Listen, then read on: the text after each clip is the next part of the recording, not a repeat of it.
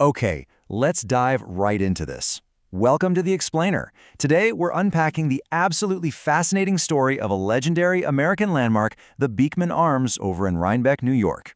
Now, you probably recognize this place from history books, travel guides, or, honestly, its own glowing promotional materials. But today, we're going to peek behind the curtain. We're going to look past those carefully curated brochures and separate the documented, hard facts from what turns out to be generations of very clever salesmanship. Consider this incredibly brazen statement. Let's make money on the old claim. That's a direct quote from Louis Wynne, the proprietor of the hotel back in the 1930s and 40s. Right out of the gate, that tells us something essential about how the history of this property has been handled. It hints that the romanticized colonial past we've been sold for the better part of a century, well, it might actually just be a brilliantly executed piece of marketing, deliberately crafted for profit. Section 1. The Oldest Inn Legend. If you check out their website or read their modern signs, here is the incredibly impressive legend that we're sold. We're told the property was established in 1704 and then expanded in 1766.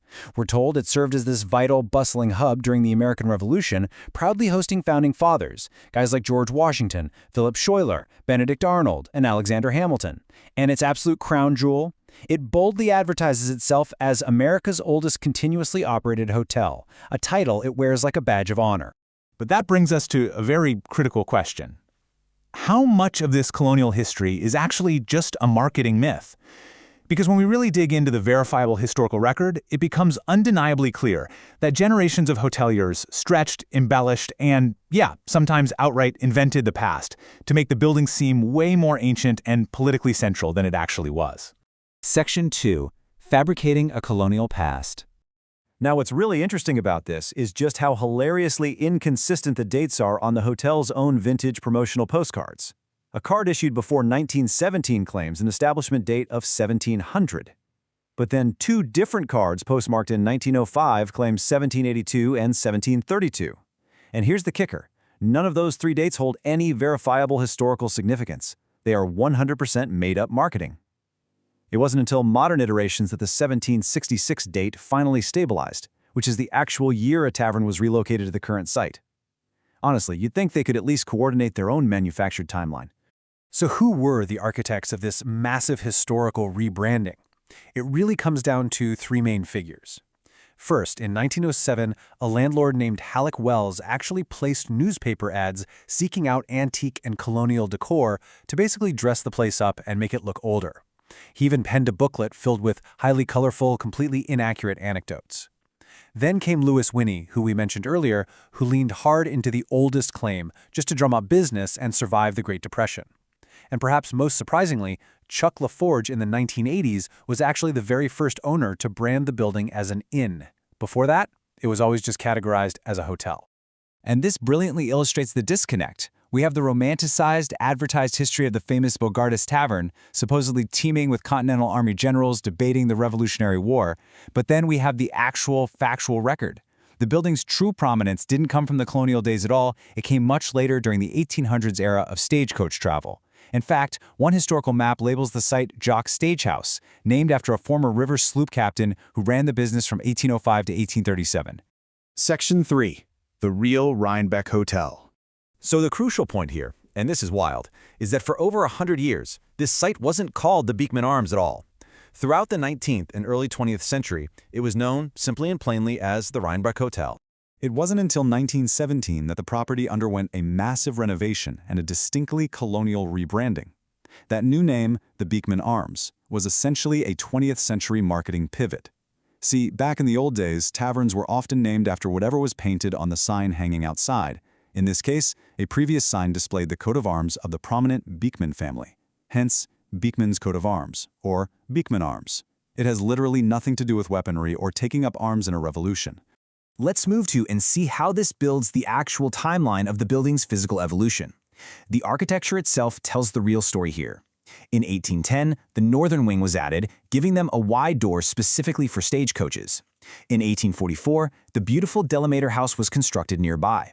By 1865, a third floor was finally added to the main hotel.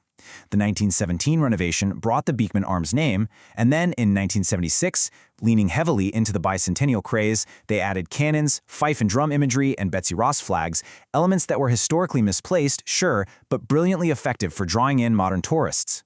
Section 4. Verifiable Presidents and Politics. Now you might be thinking, is there any real history here?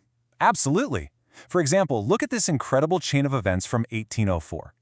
During an intensely heated race for governor of New York State, the candidates descended on Rhinebeck. General Morgan Lewis set up his campaign headquarters right at our hotel, which was then known as Potter's Tavern. His rival, Vice President Aaron Burr, set up his headquarters just down the street at the Kip Tavern. A bitter political quarrel that started in this very tavern environment eventually escalated, culminating that July in the infamous and deadly duel where Aaron Burr killed Alexander Hamilton.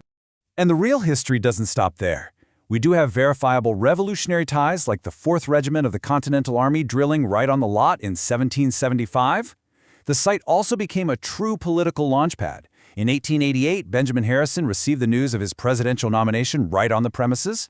And remarkably, Franklin Delano Roosevelt concluded every single one of his 4 successful campaigns by giving a speech right from the front porch. That grounds the site in undeniable historical importance. Aside from presidents, the property was the region's cultural heartbeat. It hosted public auctions, theater events, and fiery orators like William Jennings Bryan, who literally once spoke from a second-story window to a massive crowd on the lawn. It even hosted renowned author Thomas Wolfe, who stayed there intermittently for 5 whole years, which, let's be honest, is an incredibly long hotel checkout, forming the basis for his 1935 novel Of Time in the River. Section 5. The Delamater Gothic Expansion. A crucial part of today's Beekman Arms operation is the Henry Delamater House. Built in 1844, it was originally the home of the founding president of the First National Bank of Rhinebeck. The house was designed by the notable architect Alexander Jackson Davis in this striking Gothic revival style, featuring its signature board and batten siding, an ornamental veranda, and pointed arches. It is an absolute architectural gem in its own right. But the Delamater House and the Beekman Arms weren't always a single business. It actually wasn't until decades later, in 1979, that owner Charles LaForge, along with his business partner, purchased the Delamater House. They constructed the courtyard complex, beautifully unifying these 2 distinct historic properties into the cohesive modern hospitality experience that we know today as the Beekman Arms and Delamater Inn. Which leaves us with this final thought. We've seen the manufactured 1700s establishment dates, and we've seen the Betsy Ross flags added purely for marketing flair. But we've also seen the undeniable reality of a stagecoach hub that served as the backdrop for the Burr-Hamilton rivalry and a launching pad for FDR's presidency. So does the verifiable factual history of this property make it more or less special than the fabricated colonial myth we've always been sold? It certainly makes you wonder. Next time you visit a historic landmark, are you experiencing actual history or just a masterpiece of marketing? Thanks so much for exploring the real story with me today.